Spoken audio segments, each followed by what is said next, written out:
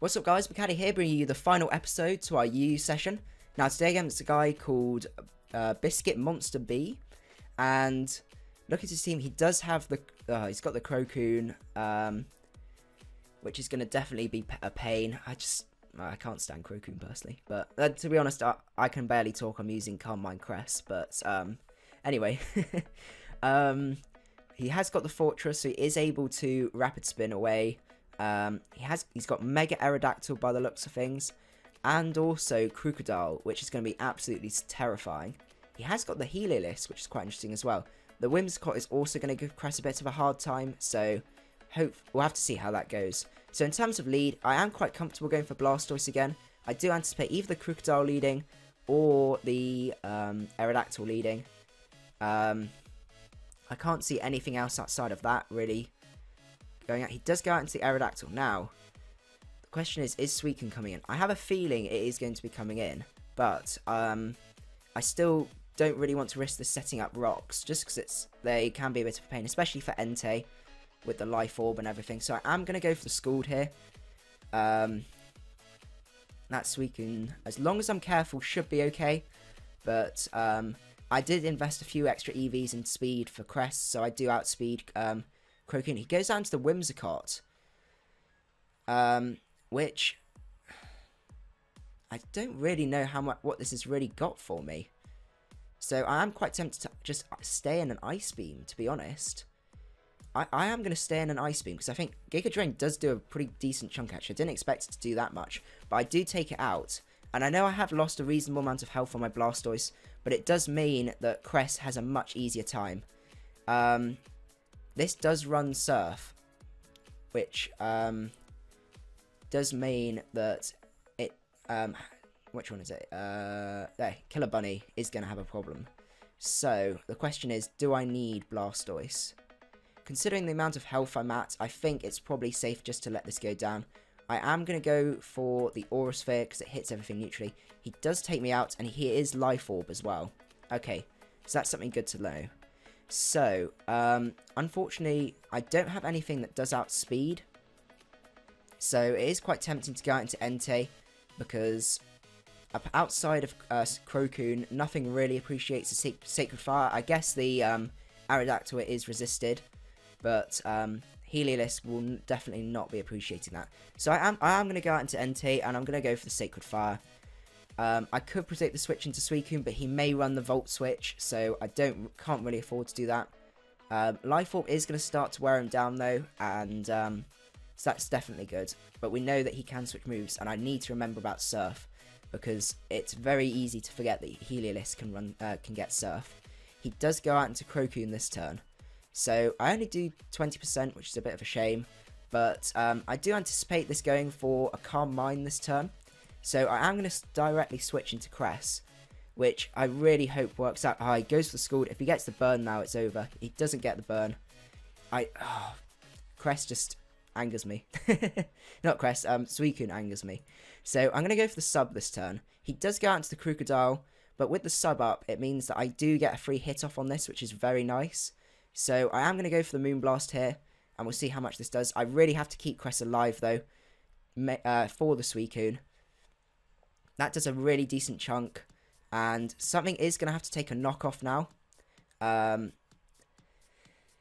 Let's see. I guess Entei could, because I think an E-Speed from there will take it out, but I guess the Suicune will probably come back in, so it's quite tempting to go into Entei, let my Life Orb go, and then go back out into Suicune. No, actually, no, I can't really predict that, because I don't really want to keep going for knockoffs. Let's see, let's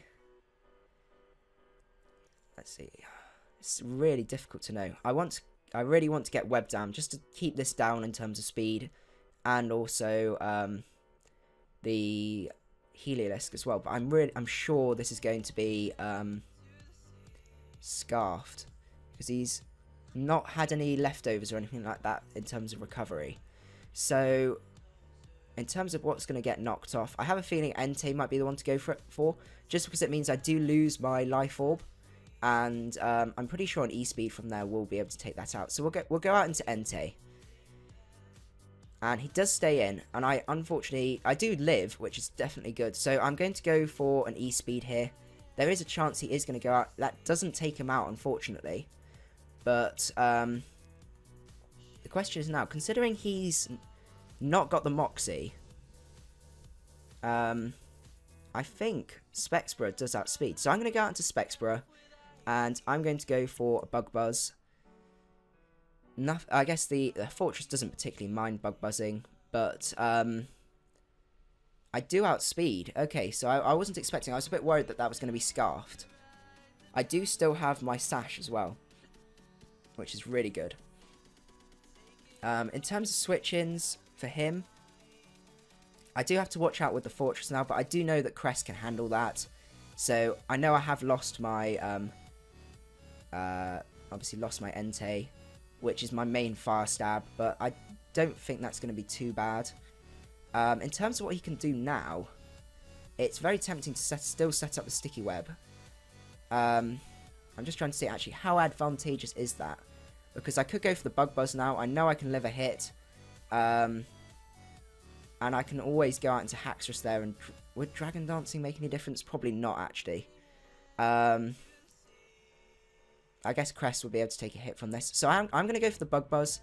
Hyper Voice does bring me down to a pretty low level of health, but I think it does not bring him down to a level where the next hit will take him out. So, do I need to keep this around? Aerodactyl does outspeed, but I do good damage onto the Suicune and Fortress, but nothing really appreciates a Hyper Voice, so I am going to stay in. The question is, can Haxorus live a Hyper Voice? Because this Heliolisk is going to absolutely destroy me otherwise. Let's see, how much... Alright, I'm going to run a couple of calcs. I will just be 1 second. Okay, so it actually doesn't do that much to Cress. So I'm actually going to go out into Cress this turn and go for a... just go for a Psyshock. Just because with HP Ice and Haxorus, it does do about 70%. I don't normally do a lot of calcs, but just for this sort of thing, it's definitely worth doing, especially knowing if Haxorus can set up or not. He does go for the Volt Switch, so he is going to survive for another turn, so it'll be interesting to see what he goes out into. He goes out into the Suicune this turn. Now, I'm pretty comfortable we can outspeed, so we are going to set up the sub this turn. And we got to remember as well, Hyper Voice can hit through my sub, and that's going to be doing about 30%, so we do need to make sure we stay at a reasonable level of health. So he does go straight for the Calm Mind this turn.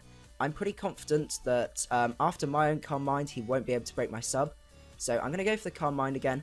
We are going to have to set up to +4. Actually, once I set up a Calm Mind, Heliolisk does become less powerful, so I'm going to set up another sub here. Set up another Calm Mind. I don't think this is going to be breaking my sub. I do outspeed, so it doesn't make too much difference. He is going to start Calm Mind sort of warring with me, but I do have the Psyshock, so I'm actually in a much better position than he is.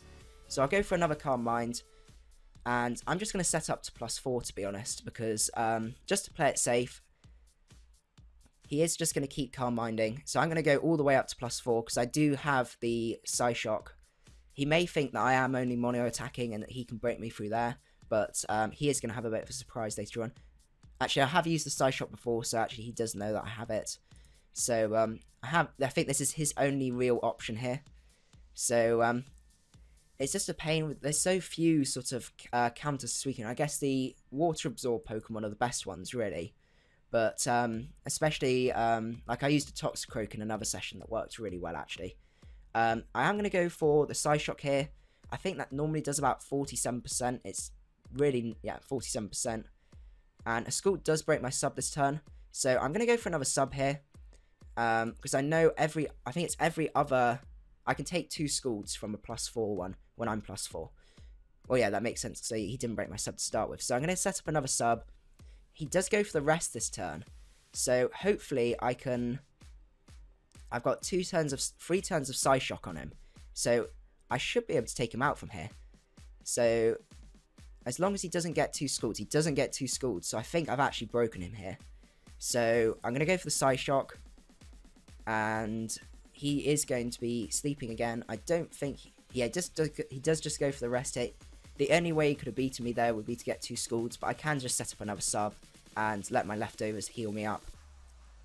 I think from here, though, it is pretty much GG. I can't see. I guess the Aerodactyl might be able to break my sub if it has Crunch or something like that. He does go out to the healer list. He's probably going to go for the Hyper Voice. I am just going to go for the Moonblast here. And a Hyper Voice does just absolutely nothing. There was no point setting up a sub or anything like that. Just because I'm fully set up and I have a sub up already. He does go into the Fortress. We know from experience that Moonblast actually does more. And the only thing this really probably has is Gyro Ball. He does have the Gyro Ball, and that really doesn't break my sub at all. So I'm pretty sure it's GG from here. So yeah, this is a pretty good end to the session. Cress doing another sweep. I think this whole session just exemplifies the point that Cresselia is just absolutely disgusting, and there is no way it should be RU, considering how well it performs in UU. I probably should have gone for the Psyshock, but I do take it out anyway. So I ended up winning with that one, so that was an absolutely excellent end to the session. So I hope you guys enjoyed the battle, and I will see you at the next one. Macaddy out. If you enjoyed the video and want to keep up my latest content, don't forget to hit the subscribe button below. Macaddy out.